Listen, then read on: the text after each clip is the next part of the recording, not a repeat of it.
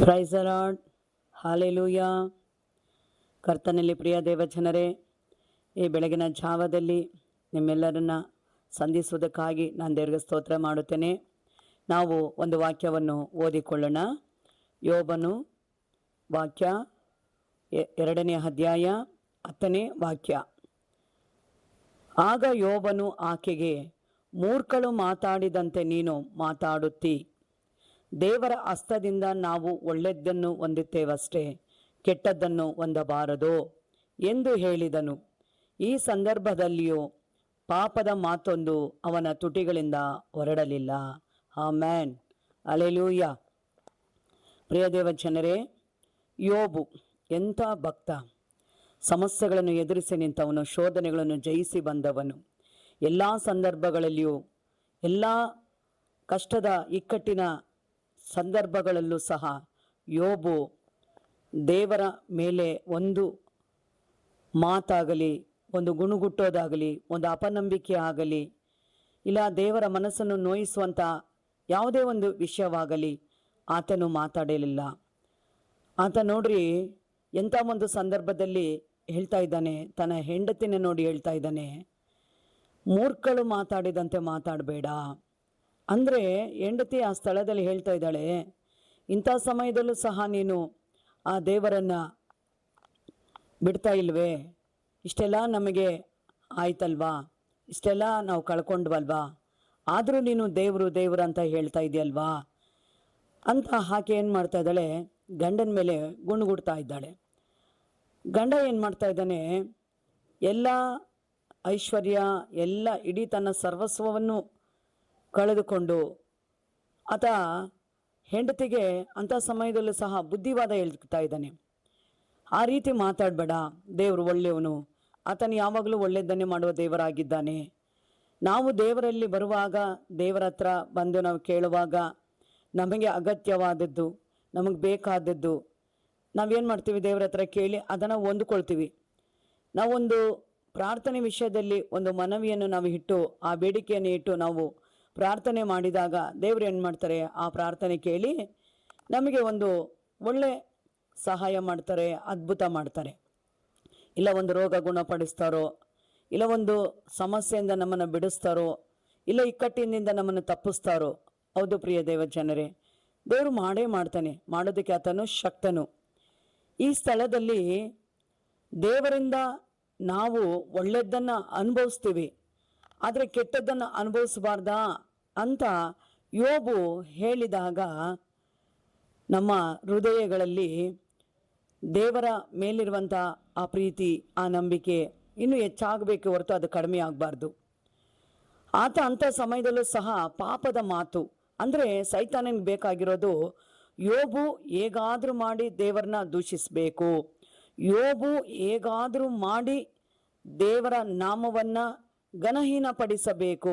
ಆ ಒಂದೇ ಒಂದು ಮಾತುಗೋಸ್ಕರ ಯೋಬನ ಪರಿಶೋಧಿಸುವುದಕ್ಕಾಗಿ ಸೈತಾನ ಕಾಯ್ತಾ ಇದ್ದ.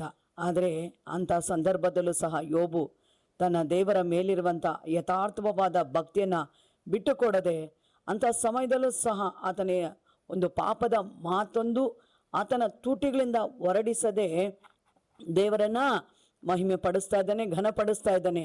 ಹೌದು ಪ್ರಿಯ ದೇವಜನರೇ, ನಾವು ದೇವ್ರ ಮಕ್ಕಳು, ಸಭೆಗೆ ಹೋಗ್ತೀವಿ, ವಾಕ್ಯ ಕೇಳ್ತೀವಿ, ದೇವರಿಗೆ ನಾವು ಕಾಣಿಕೆ ಕೊಡ್ಬೋದು, ದಶಮಭಾಗ ಕೊಡ್ಬೋದು, ಉಪವಾಸ ಪ್ರಾರ್ಥನೆಗಳು ಮಾಡ್ಬೋದು, ಎಲ್ಲ ಮಾಡ್ತೀವಿ ನಾವು. ನಮಗೆ ದೇವರು ಒಳ್ಳೆಯದನ್ನು ಮಾಡುವಾಗ ದೇವ್ರನ್ನ ನಾವು ಹೊಗಳ್ತೀವಿ.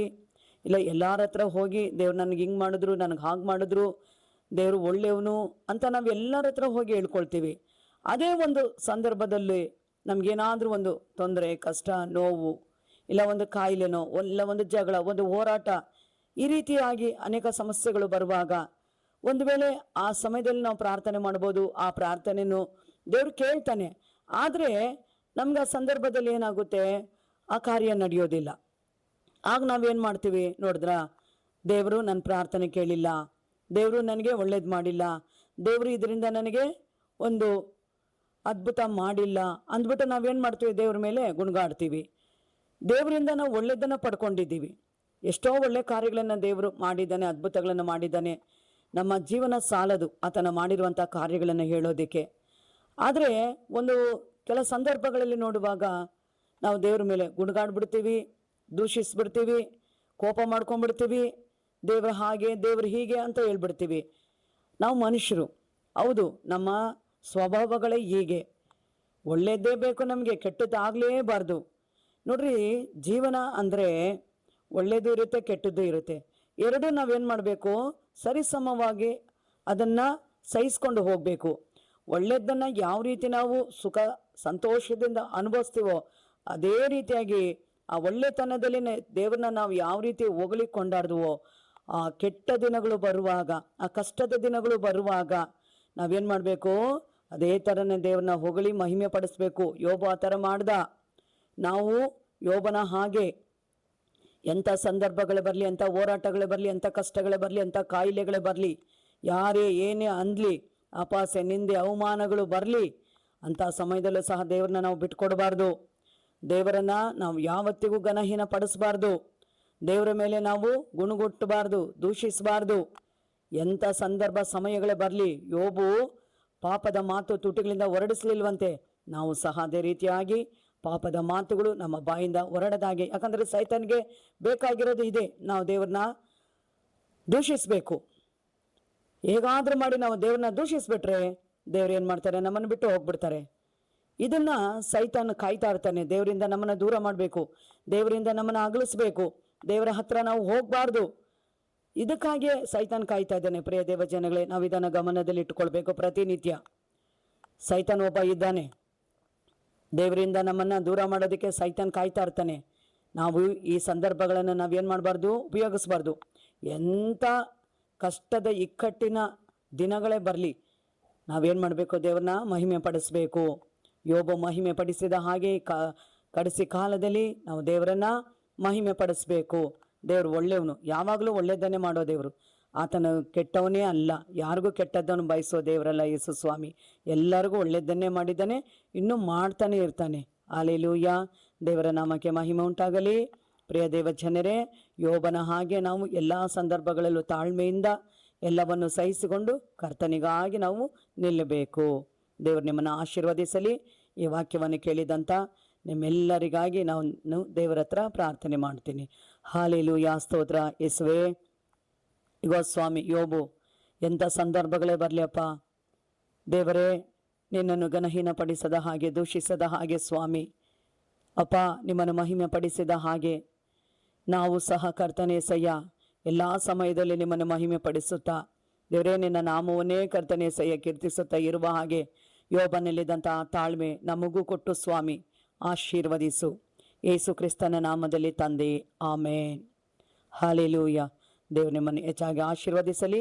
ಈ ವಿಡಿಯೋ ನಿಮಗೆ ಇಷ್ಟವಾಗಿದ್ದರೆ ಶೇರ್ ಮಾಡಿರಿ, ಲೈಕ್ ಮಾಡಿರಿ ಮತ್ತು ಸಬ್ಸ್ಕ್ರೈಬ್ ಮಾಡಿರಿ. ಆಮೇನ್.